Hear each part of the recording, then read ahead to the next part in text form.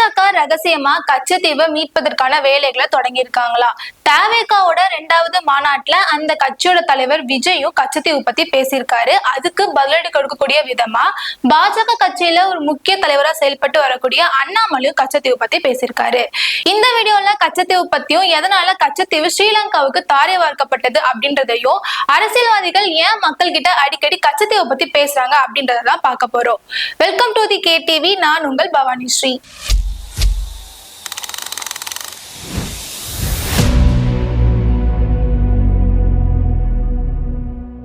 அரசியல்வாதிகள் கச்சத்தீவு பத்தி வைக்கக்கூடிய குற்றச்சாட்டுகளை பார்க்கறதுக்கு முன்னாடி கச்சத்தீவு பத்தின ஒரு சின்ன வரலாறை பார்க்கலாம்.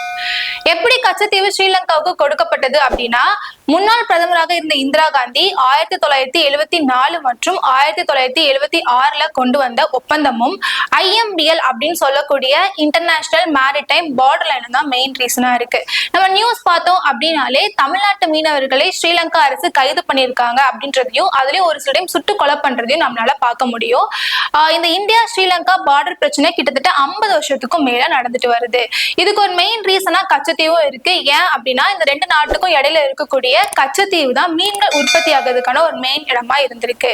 குறிப்பா எப்ப இருந்து ஸ்ரீலங்கா அரசு தமிழ்நாட்டு மீனவர்களை அதிகமா கைது பண்ண ஆரம்பிச்சிருக்காங்க அப்படின்னா, 1983 ஆரம்பிச்ச உள்நாட்டு போர் 2009 தான் முடிவுக்கு வந்திருக்கு. அந்த டைம்ல தான் ஸ்ரீலங்கன் நேவி அதிகமான தமிழ்நாட்டு மீனவர்களை வந்து கைது பண்ணியிருக்காங்க. தவேகா கட்சியோட 2வது மாநாடு மதுரையில நடந்துச்சு. அப்போ பேசிய அந்த கட்சியோட தலைவர் விஜய் வந்து கச்சத்தீவு பத்தி பேசியிருப்பாரு. தமிழ்நாட்டு மீனவர்கள் அதிகமா வந்து கச்சத்தீவு பிரச்சனையால பாதிக்கப்படுறாங்க, கச்சத்தீவை மீட்டு தரணும் அப்படின்னு அரசாங்கம் கிட்ட கோரிக்கை வச்சிருப்பாரு. இதுக்கு பதிலடி கொடுக்கக்கூடிய விதமா பாஜக கட்சியில முன்னணி தலைவரா செயல்பட்டு வரக்கூடிய அண்ணாமலை என்ன சொல்லியிருக்காரு அப்படின்னா, விஜய் வந்து நிறைய படங்கள் நடிச்சிருக்காரு. அதுவும் ஒரு சில படங்கள்ல மீனவ கதாபாத்திரங்கள் நடிச்சிருக்காரு. அப்பெல்லாம் வந்து அவர் கச்சத்தீவு பத்தி பேசல, இப்ப அவர் கச்சத்தீவு பத்தி பேசுறாரு அப்படின்னு சொல்லியிருக்காரு. ஃபர்ஸ்ட் கச்சத்தீவு பத்தி பேச ஆரம்பிச்சதே பிரதமர் மோடி தான். பிரதமர் மோடி வந்ததுக்கு அப்புறமா நிறைய தாக்குதல்களும் கொலைகளும் கம்மியா இருக்கு. இதை விஜய் பார்க்கலையா அப்படின்னு அவர் கேள்வி எழுப்பியிருக்காரு. தவேகா கட்சியோட தலைவர் விஜய் கச்சத்தீவு பத்தி பேசினதுக்கு இலங்கை வெளியுறவுத்துறை அமைச்சரும் வந்து பதிலடி கொடுத்திருக்காரு. இப்ப வந்து தென்னிந்தியாவில எலெக்ஷனுக்கான காலம் வந்து ஸ்டார்ட் ஆயிருச்சு. அதனால எலெக்ஷன்ல நிக்கிறவங்க வந்து மக்கள் கிட்ட வாக்குகளை பெறணும் அப்படின்றதுக்காக நிறைய விஷயங்கள் சொல்லுவாங்க. இது முதல் முறை நடக்கல, இதுக்கு முன்னாடி நடந்திருக்கு, அதெல்லாம் நாங்க கருத்துல எடுத்துக்க மாட்டோம் அப்படின்னு சொல்லியிருக்காரு. இந்திய அரசாங்கமே சொன்னாங்கன்னா தான் நாங்க வந்து கருத்துல எடுத்துப்போம் அப்படின்னும், எப்பவுமே வந்து கச்சத்தீவை வந்து நாங்க இந்தியாவுக்கு விட்டு கொடுக்க மாட்டோம் அப்படின்னு திட்டவட்டமா சொல்லியிருக்காரு. நம்ம எல்லாருக்குமே ஒரு கேள்வி இருக்கும், எதனால நம்ம கடல்ல மீன்கள் இல்லையா, எதனால அடிக்கடி வந்து ராமேஸ்வரம் மீனவர்களா இருக்கட்டும், தமிழ்நாட்டு மீனவர்களா இருக்கட்டும் ஸ்ரீலங்கன் நேவி கிட்ட மாட்டுறாங்க அப்படின்னு ஒரு கேள்வி எழும். இதுக்கு இன்னொரு ரீசன் என்ன அப்படின்னா, கச்சத்தீவு ஒரு ரீசனா இருக்கு. இன்னொன்னு என்ன அப்படின்னு பாத்தீங்கன்னா பாட்டம் டிராவலிங். பாட்டம் டிராவலிங்னா என்ன அப்படின்னா, ஒரு போட்ல இருந்து ஒரு பெரிய வலையை வீசுறப்போ அது கடலோட ஆழத்துக்கு போயிட்டு அங்க இருக்கக்கூடிய எல்லா விதமான மீன்கள் மட்டும் இல்லாம கடற்கரையில் இருக்கக்கூடிய அந்த பிளான்ட்ஸ் எல்லாம் மொத்தமாவே வந்து அந்த வலையில வந்துரும்.